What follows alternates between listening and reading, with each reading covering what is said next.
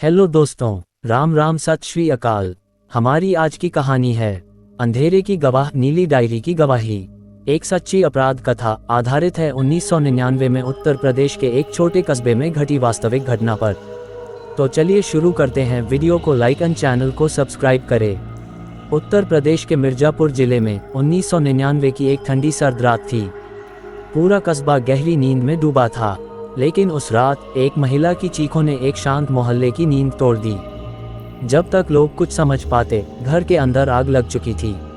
अगली सुबह जब राख ठंडी हुई तो पुलिस को उस राख के ढेर से एक जली हुई नीली डायरी मिली। यही डायरी इस कहानी का सबसे बड़ा सबूत बनी।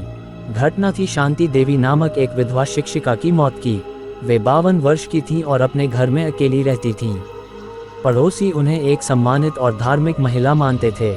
पुलिस ने शुरुआत में इसे आग लगने से हुई मौत माना, लेकिन पोस्टमार्टम रिपोर्ट ने चौंका दिया। शांति देवी की मृत्यु आग से नहीं, बल्कि गला दबाकर की गई थी।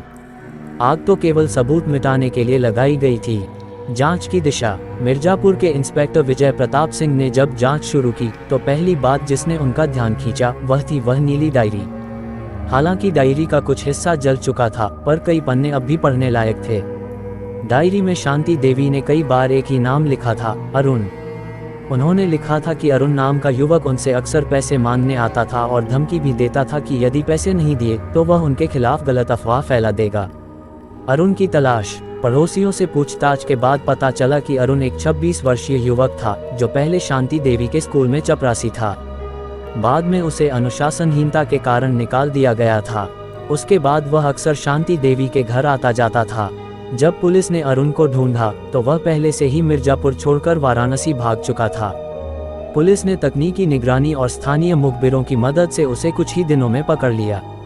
अरुण की कहानी। पुलिस हिरासत में अरुण ने जो कबूल किया वह चौंकाने वाला था।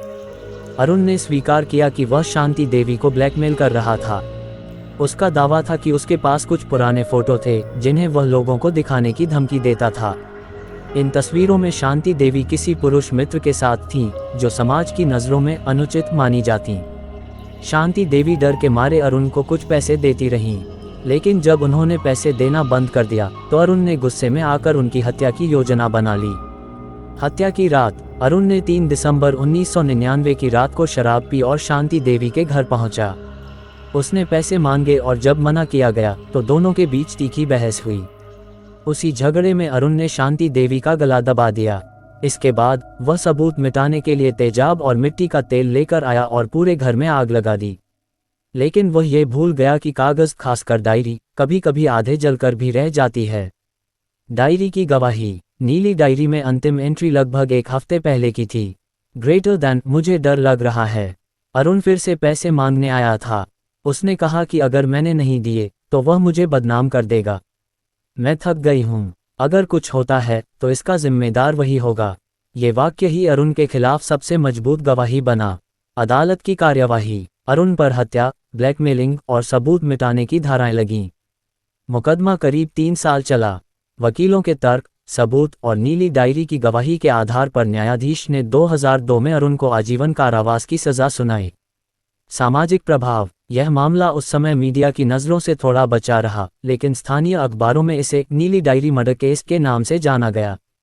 शांति देवी के चरित्र पर भी समाज ने सवाल उठाए, लेकिन इंस्पेक्टर विजय प्रताप ने कोर्ट में स्पष्ट कहा, ग्रेटर दैन, कोई महिला कितनी भी अकेली क्यों न हो, उसे ब्लैकमेल करना, धमकाना और उसकी हत्या करना कभी भी न्यायोचित नहीं हो सकता।